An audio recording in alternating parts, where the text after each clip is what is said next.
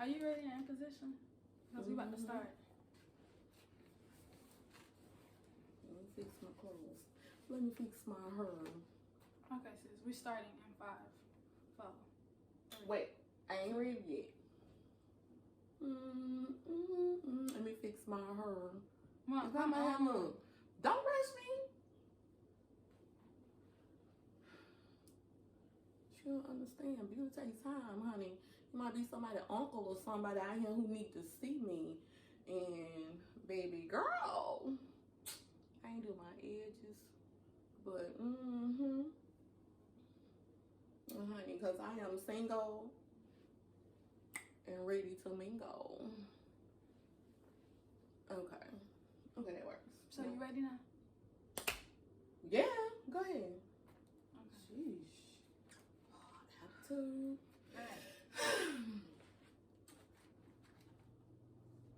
Okay, we really about to start. Here you go.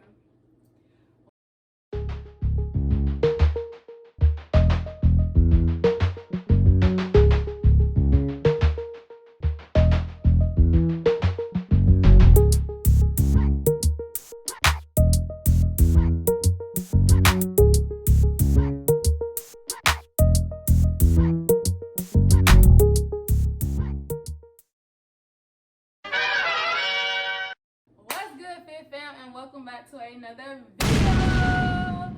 As you can tell from the title below, today me and my mama coming back with another banger. We're going part 2, getting a little bit more in detail about her life story. So before we get into this video, please make sure that y'all go like, comment, and subscribe to this video.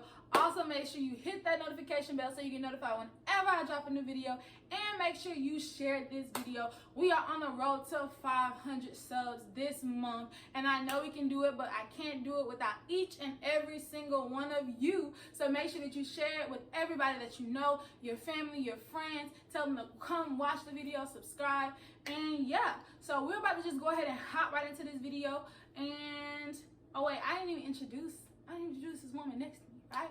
Hi, y'all, this is my mom. Introduce yourself. What's your name? What's her name? Sweeter than life. That is not, oh my goodness. That is not her name. Shameless plug, but Sweeter Than Life on all socials. That's Facebook, Instagram. Okay. You know what? Plug yourself. And everything, y'all can come follow me. So what's your government name? You don't want these people to know your government? My government name is Erica. And you all can call me Fat. We're not calling her Fat. That's Pretty Hot and Tempting. Mom, can you break it down? This is a video to let people know about your life. Like, y'all, she already starting too much. This is my life. Okay. Call me Fat. I promise Call her Erica. I will not look at Erica Anderson is her name. All right, this is my guest. Y'all know part 1 she was a little bit more contained. Now she trying to just act all out of character. Baby. Actually, this is her character, so don't let me lie. Listen. Okay, so Mom, I need you to bring this down. This is a serious video. You can't be out here like doing all of this. Y'all, this is really what we go through. This is my videographer, my photographer, my manager or momager, and y'all, we be just all day tit tat tat. But you know, it's all love in the hood. All right.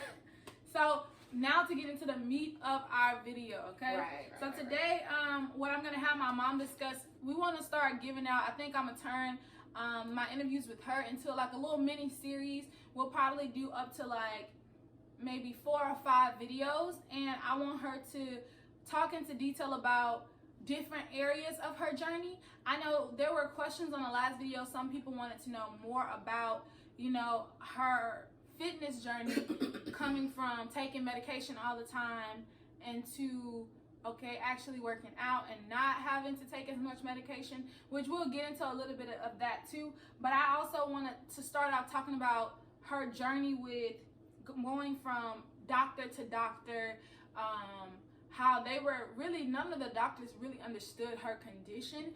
And I think because they lacked the knowledge of what was going on, they ended up making and creating more problems in her health. So We're going to talk about that. We're also going to talk about some of the side effects that she experienced with the medication. Without further ado, let's go ahead and start talking about your journey with finding different doctors and how hard that was, especially since your disease, you know, of course, we're going to reiterate here, she has CRPS, which is an autoimmune disease. It's something that they don't have any cure for, and they don't have a whole lot of research over. So how difficult was it for you to find a doctor, and what was those experiences like going from doctor to doctor? Wow. Okay. Well, the experience of finding a doctor for CRPS or RSD is very challenging. It took me, I think I went through 6 doctors, and that's including a general doctor, a neurologist, a pain specialist. I went and I saw a chiropractor. I saw a physical therapist. I saw so many different doctors in regards to my health. But when I finally, it took an orthopedic doctor to an orthopedic surgeon as well. It took maybe around, like I said before, 2 years before they pinpointed exactly what I had. And believe me, the struggle was real. Having to be prescribed so many different medications, it was a struggle even trying to find a doctor, because once they know that you're taking this medicine, let's say you're taking pain medication, you're taking muscle relaxers, you're taking something for anxiety, depression, you're taking something, a steroid, they're looking at your file and they're thinking, oh, she's a pill popper, or she's an addict, or she's going from this doctor to that doctor just to get medication, because no one knew actually what complex regional pain syndrome or CPRS was. So they essentially thought I was just a pill popper going from doctor to doctor just to get medication, because like I said, this illness,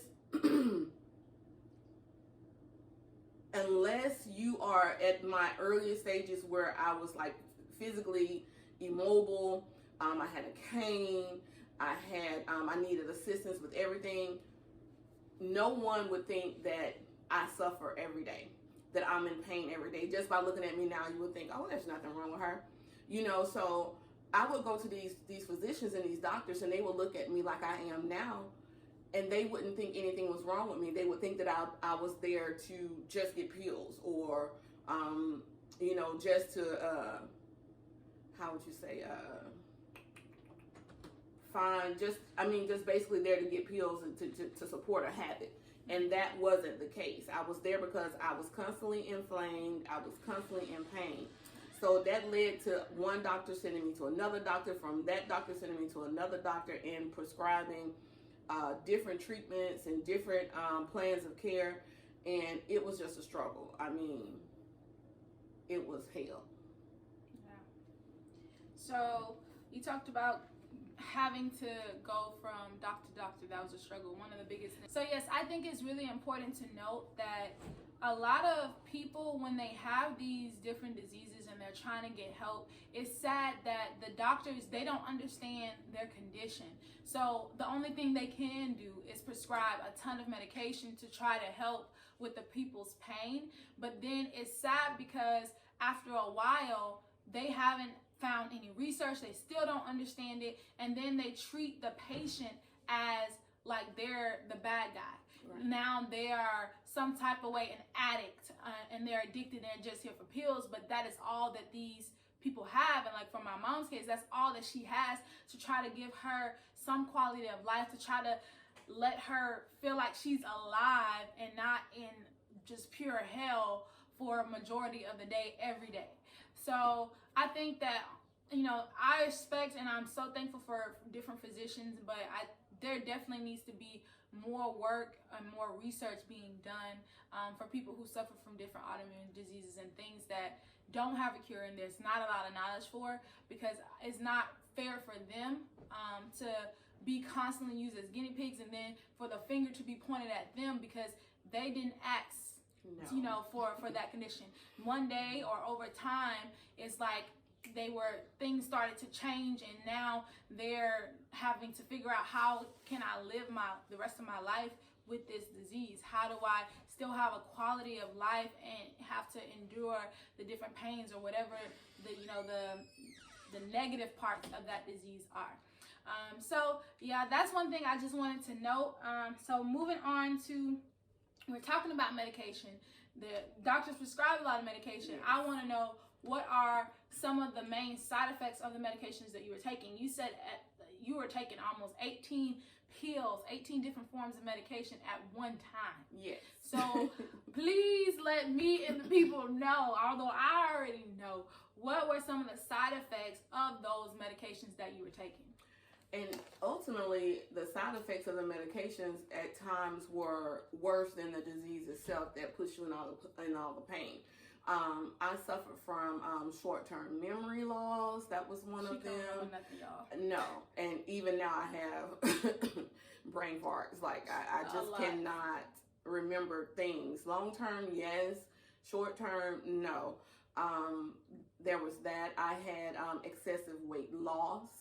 I had episodes where I would be almost manic, meaning that I would be very hyper. I would be feeling just out of control, like my body is taking over. The symptoms, it would make me very manic. I wouldn't know what to do, where to go. I would just be, someone would call it loopy, but I was just manic. I was just, I don't know. I don't want to say crazy, and I don't want to say bipolar, because that's what a lot of people would say, oh, you're bipolar.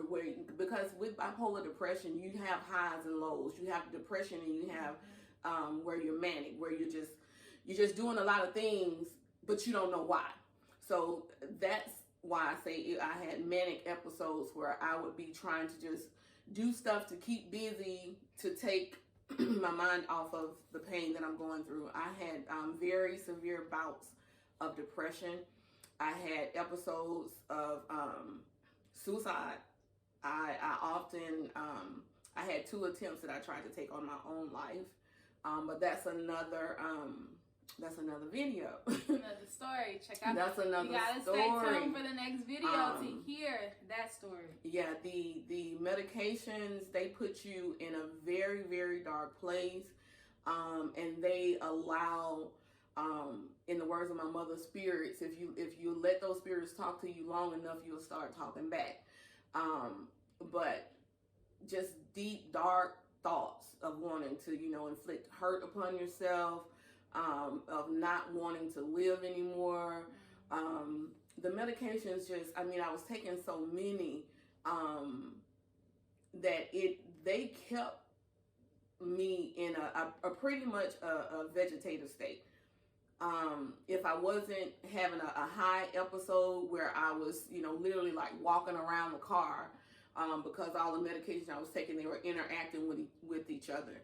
And I had no control over it. I literally walked around the car for like 20 minutes until the ambulance and everybody, the fire department got there. That's also another story for another day, y'all. All I know, I'm going to just give y'all a snippet. She came running up the stairs, and she was knocking on the door. I can't, my heart. So I'm half asleep, falling out the bed, running down, trying to figure out what's going on with her.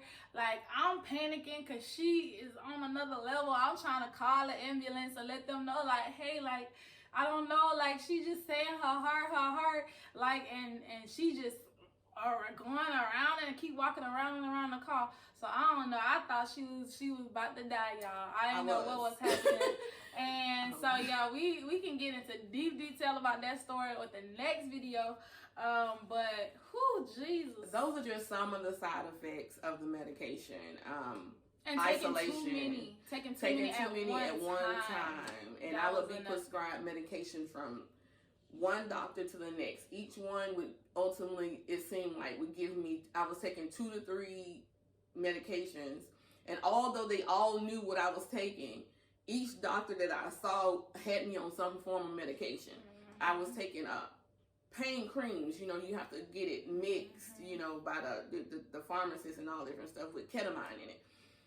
I was on a lot of drugs. And when I I say a lot of drugs, and out of body experiences. Oh my God, I would just be sitting or laying down, and I would look up and I would see myself floating, like I'm floating in the air, and I could see myself just sitting in the chair, or I'm trying to go to the shower, and I just feel like I'm about to pass out. I could see myself like walking ahead. It was really trippy, y'all. These medications just had me just thrown for a loop. So it's nothing to take lightly, this illness. And I think because, like my daughter said, they didn't have as much information, or they wasn't as wise as to, or they didn't have the knowledge about this disease. They were just throwing everything at me, even the kitchen sink. And I was just a guinea pig. This doesn't work. Okay, well, let's try this. This is a new medication. I think every new medication that came out, they was trying to give it to her. I took it. And it was just so much. I mean, at the highest dosages, I was taking it. And I'll never forget the one that had me the most messed up. It was called Release. And I was taking 600 milligrams 3 times a day, along with gabapentin, which is it helps your nerves and stuff like that. That stuff had me so messed up. You guys, be careful about taking all the medication that your doctor prescribes. You have to ask questions. Do your research. Don't just let them throw medication at you. Do your research. I was not at that point, and when I was prescribed the Release, that had me feeling the out of body experiences and feel like I'm floating, or I'm just sitting there staring into outer space, but I'm floating, like I'm looking at myself sitting in a chair, and I'm talking to me like I'm talking to you, but I'm not moving. I'm telling myself, move, get up. But my body's not moving, but I'm over here, and I'm telling myself move, and I'm sitting there like this.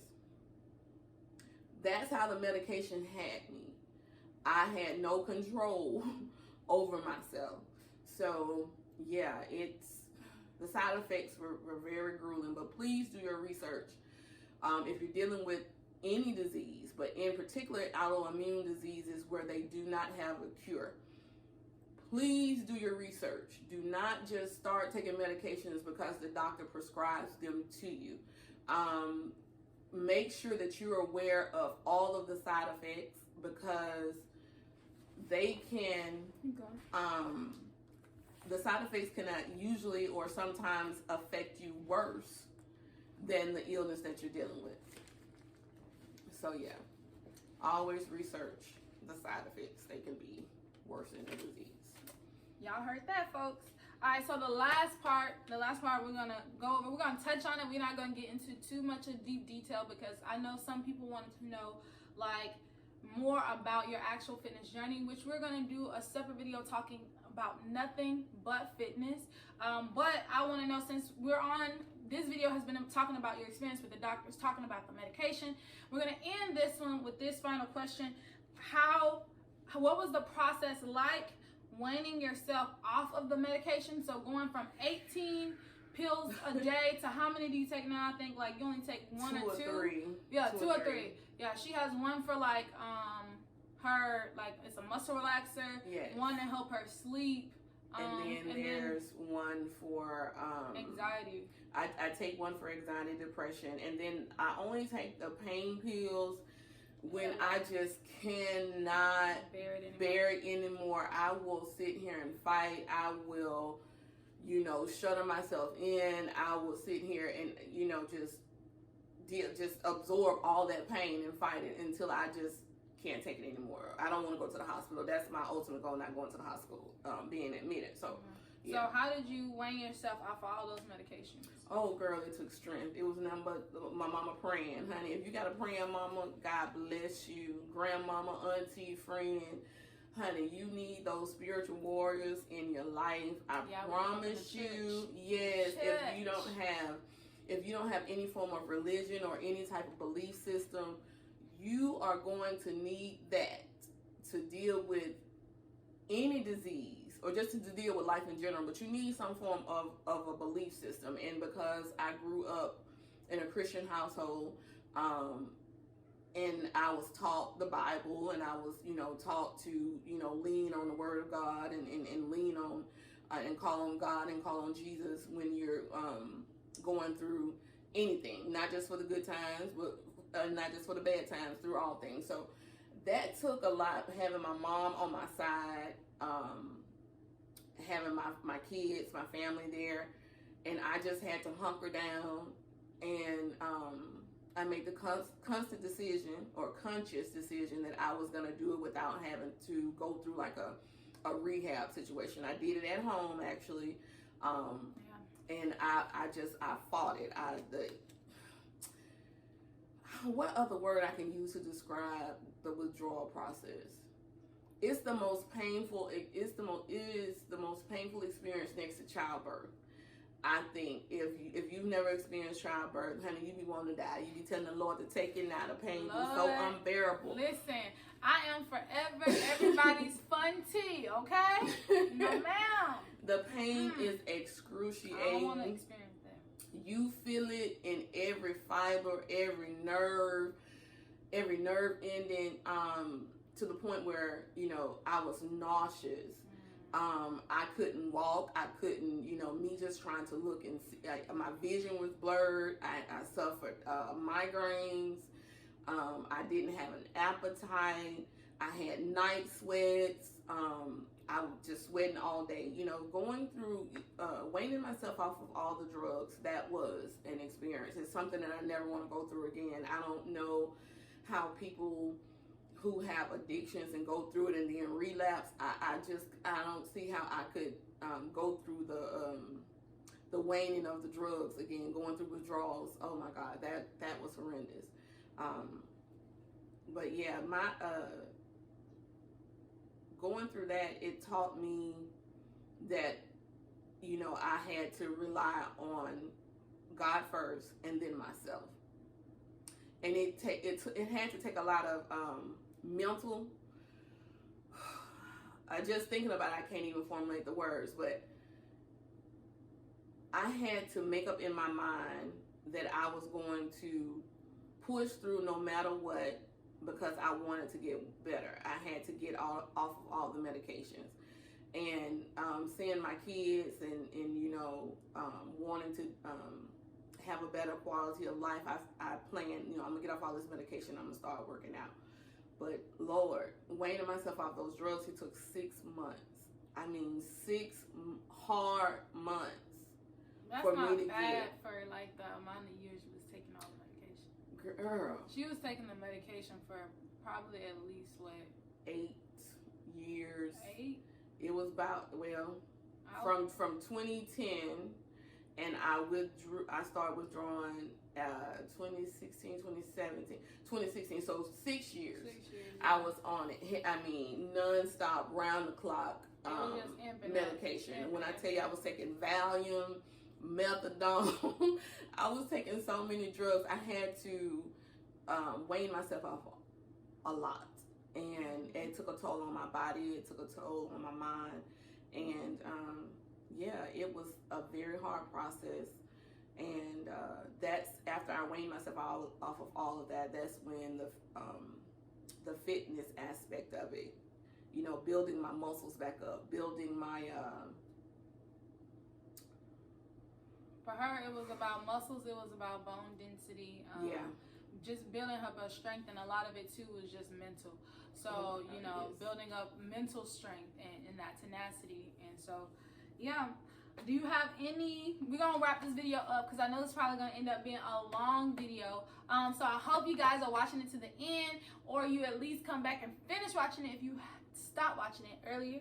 And do you have any closing remarks for everybody? Hold on 1 second, y'all. I gotta make sure. All right. Yeah. So I don't know if the video cut something out, y'all, because people be calling me while I'm doing these videos, and then my stuff stops. That's not Steven.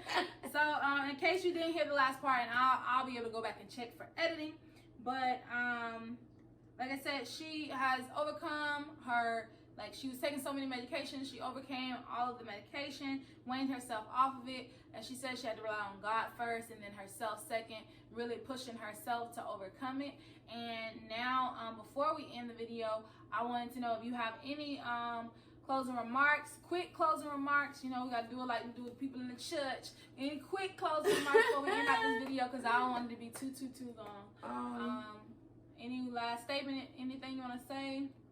Or is that it? You want to save it for the next video? I think I'll save it for the next video. Alright, so we're going to save it for the next video, y'all. Y'all already know what it is. So the next video, we're going to get in detail about the moment she tried to commit suicide, y'all. So it's going to get real deep, real heavy. There might be a tear too. Alright, and so make sure y'all stay posted for part 3 of this mini-series with my mom and going over her battle with her autoimmune disease and how fitness played a role in that. And without further ado, I'm going to end it right here. So make sure that you like, comment, subscribe to your girl channel, hit the notification bell, and share this video with everybody you know. I think I'm going to start doing like some type of something for whoever shares the video the most or whoever comments the most. I'm going to start doing something for y'all. So, yeah, we're going to end it right here. My EBL squad. Peace out. See y'all next time.